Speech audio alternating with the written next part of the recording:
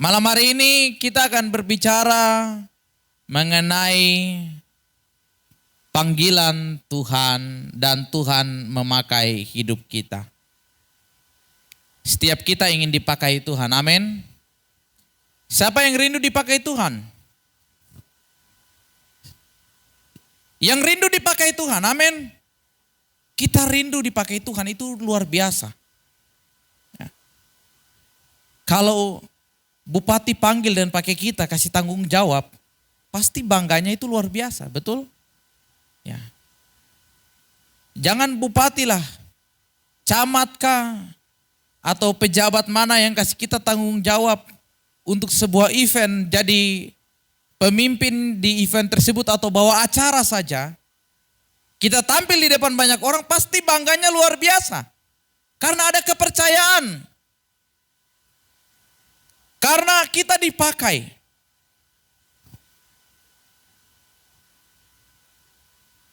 Malam hari ini firman Tuhan datang kepada kita. Melalui kitab Yosua, Tuhan juga mau memakai kita.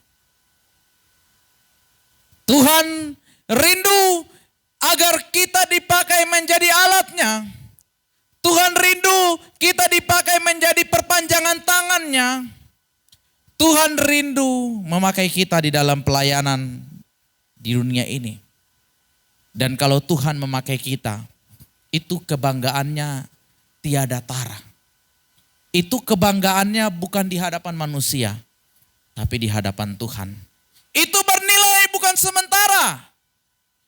Seperti kalau bupati kah pejabat pakai kita, selesai kegiatan, selesai tanggung jawab, selesai. Sementara. Tapi ketika kita dipakai oleh Tuhan, kita melakukan tanggung jawab yang diberikan oleh Tuhan di dalam pelayanannya, itu bernilai kekal. Dan seharusnya menjadi kebanggaan kita orang percaya. Nah, malam hari ini kita akan belajar bersama dari kehidupan seorang tokoh Alkitab, seorang perempuan yang bernama Rahab dalam Yosua pasal 2. Kita akan belajar bagaimana sehingga Tuhan memakai kita dan apa yang harus kita lakukan agar supaya Tuhan memakai hidup kita. Mari lihat Yosua pasal 2 ayat yang ke-8 hingga ayatnya yang ke-10. Yosua pasal 2 ayat 8 hingga ayat yang ke-10. Firman Tuhan berkata demikian. Tetapi sebelum kedua orang itu tidur, naiklah perempuan itu mendapatkan mereka di atas sotoh. Dan berkata kepada orang-orang itu, aku tahu bahwa Tuhan telah memberikan negeri ini kepada kamu. Dan bahwa kengerian terhadap kamu telah menghinggapi kami. Dan segala penduduk negeri ini gemetar menghadapi kamu. Sebab kami mendengar bahwa Tuhan telah mengeringkan air laut Teberau di depan kamu dan ketika kamu berjalan keluar dari Mesir. Dan apa yang kamu lakukan kepada kedua raja orang Amori yang di seberang sungai Yordan itu, yakni kepada Sihon dan Og yang telah kamu tumpas. Ayat 11.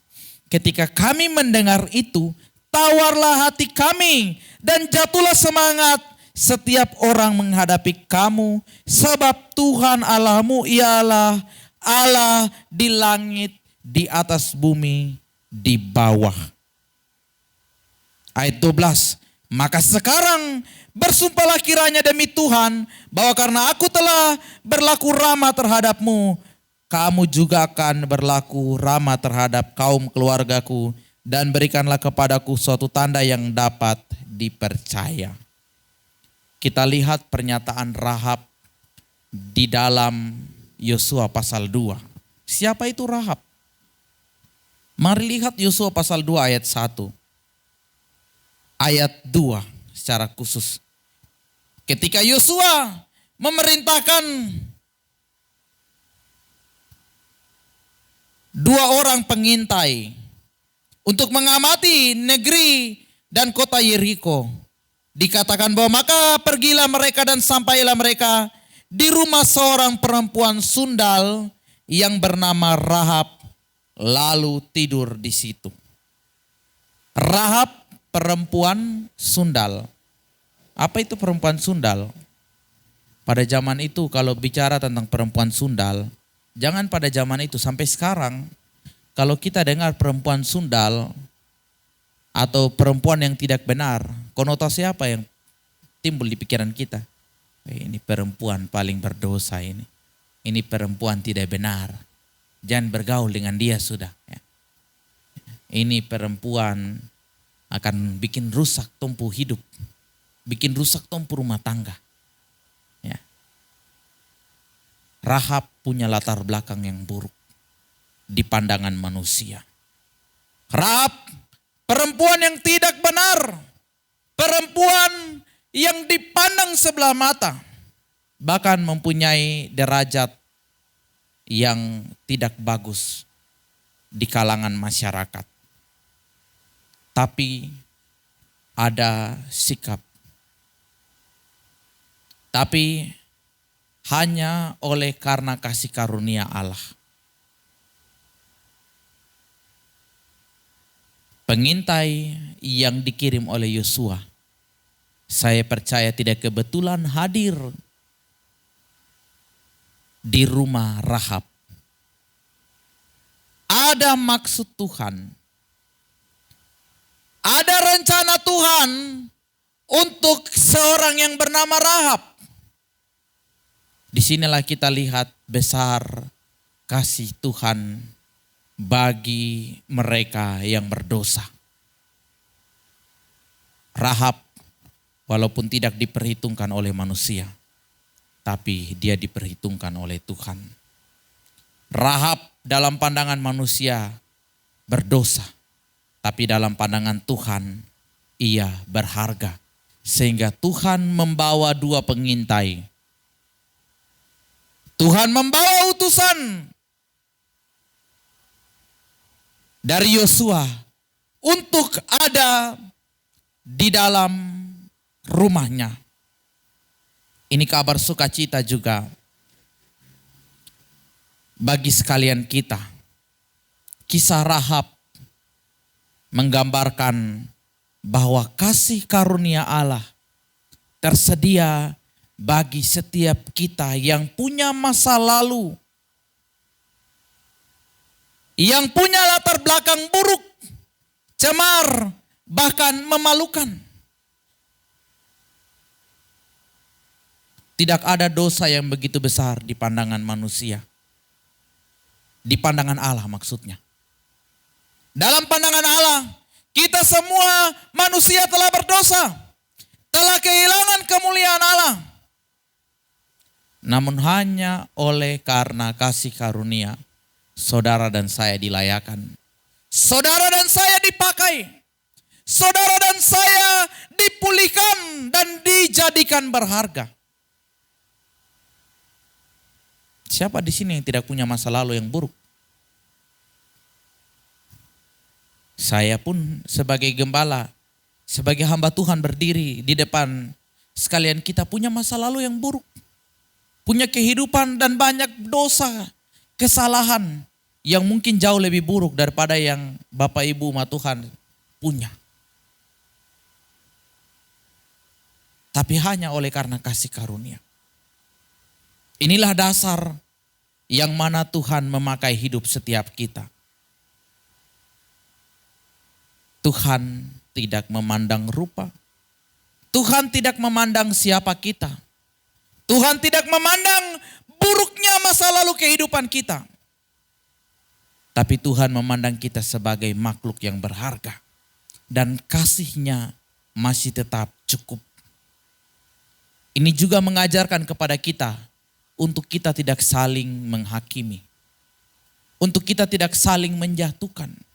Oh, dia punya latar belakang begitu itu. Dia itu. Pemabuk besar dulu baru. Dia itu pelacur. Dia itu sekarang luar biasa. Padahal dulu itu Tuhan tidak pandang itu. Bapak Ibu umat Tuhan, hanya oleh karena kasih karunia. Hanya oleh anugerah Tuhan, saudara dan saya dilayakan. Jadi jangan merasa minder. Jangan merasa tertuduh. Jangan merasa dosa ini tidak layak. Saya ini orang berdosa. Saya ini, sudah biar sudah itu. Majelis dong punya tugas sudah. Itu sudah dong yang setia-setia saja. Datang ke gereja, biar sudah. Saya ini orang berdosa, saya ini suka buat kejahatan. Halo umat Tuhan. Itu adalah cara kerja iblis untuk menjatuhkan hidup kita. Ketika kita merasa tertuduh dengan kesalahan, kita merasa tertuduh dengan kehidupan masa lalu yang tidak benar. Sekali lagi itu cara iblis untuk mendakwa kita, untuk membuat kita jauh dari kasih karunia Allah. Ingat, kasih Allah, anugerah Allah masih cukup untuk saudara dan saya ada, diselamatkan dan dipakai olehnya di dalam dunia ini. Kita belajar dari kehidupan Rahab. Walaupun dia adalah orang yang berdosa, dia pesina, dia pelacur, perempuan sundal, tapi dipakai Tuhan. Tapi Tuhan mengizinkan dua orang pengintai hadir di dalam rumahnya. Dan Rahab meresponi kehadiran dua orang pengintai, bahkan mengetahui apa yang akan dilakukan. Tapi siapa Tuhan yang disembah oleh bangsa Israel. Inilah yang kedua. Ketika kita sudah tahu bahwa kasih Allah begitu besar. Di tangannya pendosa bisa diubahkan menjadi seorang yang benar. Penjahat bisa dipakai oleh Tuhan untuk membawa kabar baik. Tapi ingat, dari kisah Rahab ini juga, kalau kita baca dalam Yakobus pasal 2, mari lihat Yakobus pasal 2, ayatnya yang ke-24 dan 25. Jadi kamu lihat bahwa manusia dibenarkan karena perbuatan-perbuatannya dan bukan hanya karena iman. Dan bukankah demikian juga Rahab pelacur itu dibenarkan karena perbuatan-perbuatannya ketika ia menyembunyikan orang-orang yang disuruh itu di dalam rumahnya lalu menolong mereka lolos melalui jalan yang lain. Jadi bukan hanya karena kasih karunia, dasarnya kasih karunia, tapi ada juga sikap yang ditunjukkan oleh Rahab. Ada perbuatan, ada tindakan iman. Karena Rahab percaya kepada Tuhan Allah Israel. Tuhan gagah perkasa. Rahab takut, Rahab sujud, Rahab gemetar terhadap kengerian, terhadap kedahsyatan Tuhan yang disembah oleh Allah. Orang Israel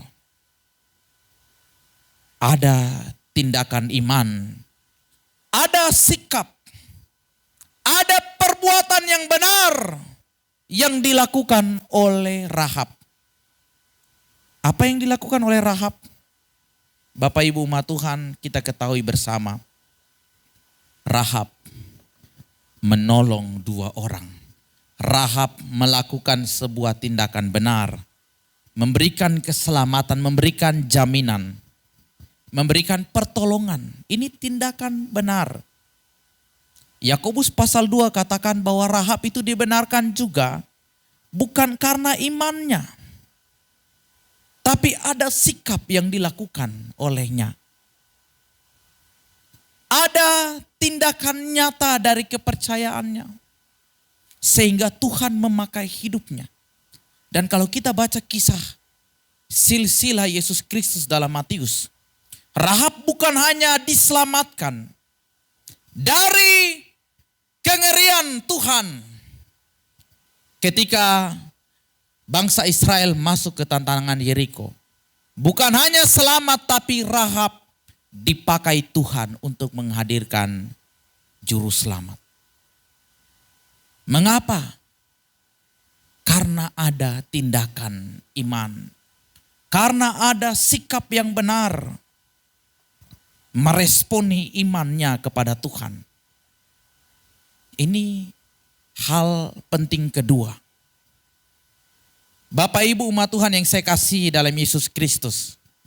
Bukan hanya karena kasih karunia kita dilayakan, kita dibenarkan, kita dipakai olehnya. Tapi ada sikap, ada tindakan, ada perbuatan yang mengiringi kasih karunia, yang mengiringi anugerah Tuhan yang melayakan setiap kita. Mau dipakai Tuhan? Baru satu yang amin. Mau dipakai Tuhan? Setiap kita mau dipakai Tuhan, amin. Saya juga tidak pernah menyangka di usia muda saya harus melayani Tuhan. Harus menjadi seorang pelayan. Bukan kemauan saya. Tapi hanya oleh karena kasih karunia. Dan meresponi kasih karunia yang Tuhan berikan. Dengan mau hidup ada di dalam kebenaran.